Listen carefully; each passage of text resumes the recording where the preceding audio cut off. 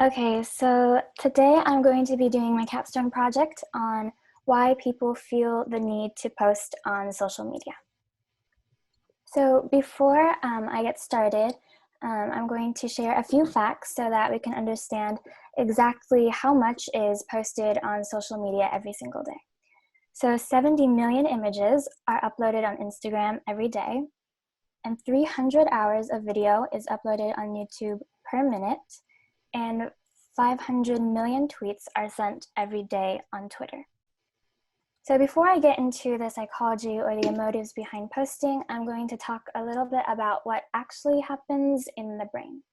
So social media contains various different stimuli, and they trigger different reactions in our brain. And it mainly deals with a part of our brain called the ventral tegmental area, or the VTA, and that's the part of our brain that deals with or determines a reward system in a person's body. So when you get positive feedback from social media, like a like or a positive comment or a follow request, the dopamine receptors in your brain release dopamine, which is a chemical that makes you feel pleasure and satisfaction. And everybody likes to feel pleasure and everybody likes to feel satisfied, and that keeps us coming back and posting more. And just a warning to be careful, because gambling and narcotic drug use dominate a reward system much like social media can, so it can very easily lead to addiction. And social media use can affect various other aspects of our brains. For example, it can affect a brain's decision making. A lot of people turn to social media to seek advice. They seek advice about anything. A lot of the times they seek advice about relationships, what products to buy, clothes to wear, vacation spots, things like that. And social media can also affect a brain's emotional processing functions. It can greatly affect mental health, both in a positive way and a negative way. It has been linked to cases of depression and anxiety, but it can also lead to FOMO, which is the acronym for fear of missing out. And that's kind of like an irrational fear that even if you set aside your phone and leave social media for just a couple minutes, you're going to miss some groundbreaking news, and then you're going to be a social outcast, which, like I said, is an irrational fear. Okay, so now I'm going to talk a bit about the psychology and the emotions behind why people post. To simply explain it, all humans have the desire to be connected with other humans and to be part of a group. So I broke it down into 5 main motives for posting, which are communication, security, self-validation, self-esteem, and ego. So I'm first going to talk about communication, which is kind of the basis on which social media was founded on. So many people post to communicate with their friends and family, especially those who don't have family in town or have family who live out of the state or out of the country. And now that we're in quarantine, it's really one of the only ways to communicate with people. And this lets people you care about take a look into your life when they can't actually be there in person. So it lets them take part in your accomplishments and your successes and birthdays, things like that. Another reason why people could post is work. And under work falls school. And a lot of you have mentioned that your schools use social media accounts to post events, past events, reminders, things like that.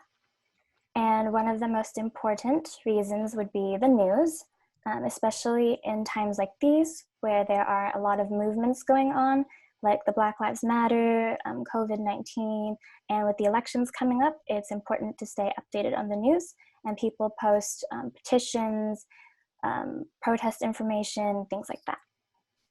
So the next category I'm talking about is security.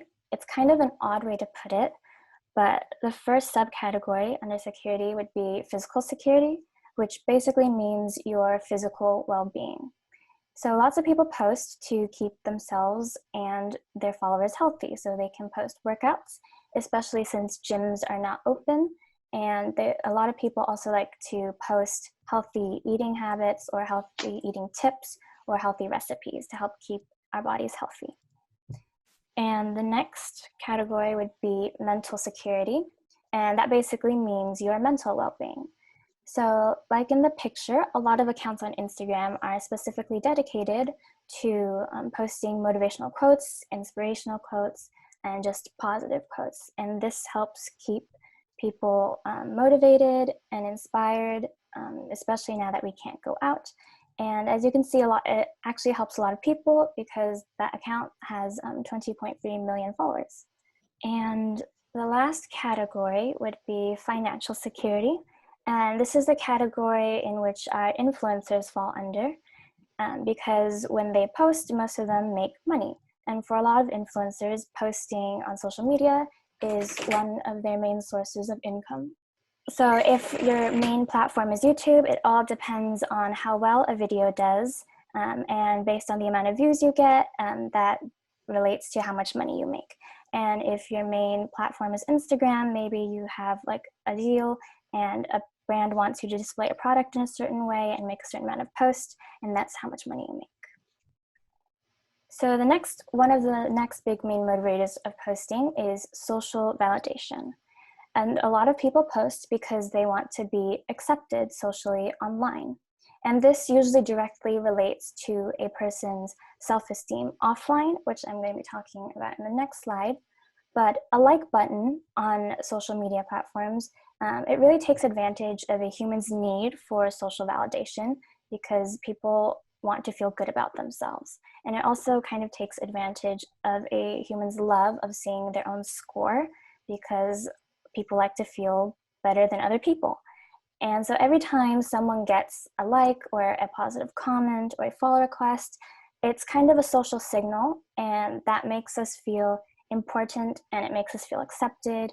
And everybody likes to feel important and everybody likes to feel accepted, and this keeps people coming back and posting more, and it kind of turns into a cycle. So you post, people like it, you feel good about yourself, and you post again. So similar to self-validation is self-esteem. And 80% of the content posted on social media is me-centered, which basically means it's a post centered around yourself. And the more likes or the more positive feedback a me-centered post gets, the better we feel about ourselves. And we like to feel good about ourselves and we like to feel important, and we don't want that to stop. And this feeling, it drives us to update our statuses and to tag ourselves. And the more likes someone gets, your self-esteem can increase, but your self-control can decrease. So if you don't be careful, it can very easily lead to addiction on social media. And the last main category would be ego. And to put it very simply, people like to brag. They like to brag about everything and anything. It makes them feel better about themselves, and it makes them feel important. They like to brag about cars to show how much wealth they have. They like to brag about their jobs, how much money they make. Big one is kids. People like to brag about their kids and their kids' jobs and their kids' cars and their kids' accomplishments. And people like to brag about vacation spots. Again, it kind of shows how much wealth a person has. And another big one is partners. People like to brag about their boyfriends, their girlfriends, their husbands, their wives, and it makes them feel better. And this kind of leads to the perfect life on Instagram, where people like to pretend things sometimes are better than they are, to put a picture perfect post on Instagram, and it makes them feel like they're in control when sometimes they're not. And apps have a big part in why we post a lot and why we keep coming back to use social media apps. A lot of apps add addicting features to their platforms, and some of these addicting features put social pressure on people so they feel the need to come back. And one example is the WhatsApp check marks. So in the picture, it explains how the check marks work. So if you have one gray check mark on your text, it means that your message hasn't been received yet. 2 gray check marks means that your message has been received, but it hasn't been read. And 2 blue check marks means that your message has been received and it has been read. So the check marks are basically like a red receipt that you can't turn off. And this kind of puts pressure on the recipient to respond because they don't want the sender to feel like they're mad at them or they're ignoring them. So they feel the need to go on the app and respond. Another example is Snapchat streaks. People don't want to lose their streaks, especially if they have a really long streak that's been going on for months or sometimes even years. So then they have to use Snapchat every day. And some people even get friends to babysit their streaks for them so they don't lose them. And more about addictive features, lots of social media platforms change their user interface every couple of months to keep their users engaged. And one of the big addictive features is the infinite scroll. And it's commonly talked about, and many apps use the infinite scroll. A big one, of course, is TikTok. Snapchat uses it, the homepage on YouTube uses it, and Twitter uses it, Tumblr uses it, and these are just a few out of many apps who use the infinite scroll. And the infinite scroll, it's very addicting. You keep on scrolling and scrolling, and more content pops up, and it's all geared toward your likes and your interests. So maybe you tell yourself you'll be on an app for 20 minutes, and you just keep scrolling, and you end up being on the app for 2 hours. And another addictive feature that many don't realize is the pull to refresh. So when you swipe down from your screen and you get that little blue spinny ball, it reloads the page and more content or new content will pop up. And the motion of you pulling down is very much like a pinball machine or a slot machine in a casino. And pinball machines and slot machines are both very addictive. So people like the unpredictability of there being the possibility of something new waiting or something exciting waiting. So when they pull down and new content is loaded, people usually scan it, take a look, and if they find something interesting, they end up clicking on it, and it kind of just repeats and repeats. So apps also have a very big part in why we post and why we keep going onto social media. And that's all I have for you. Thank you.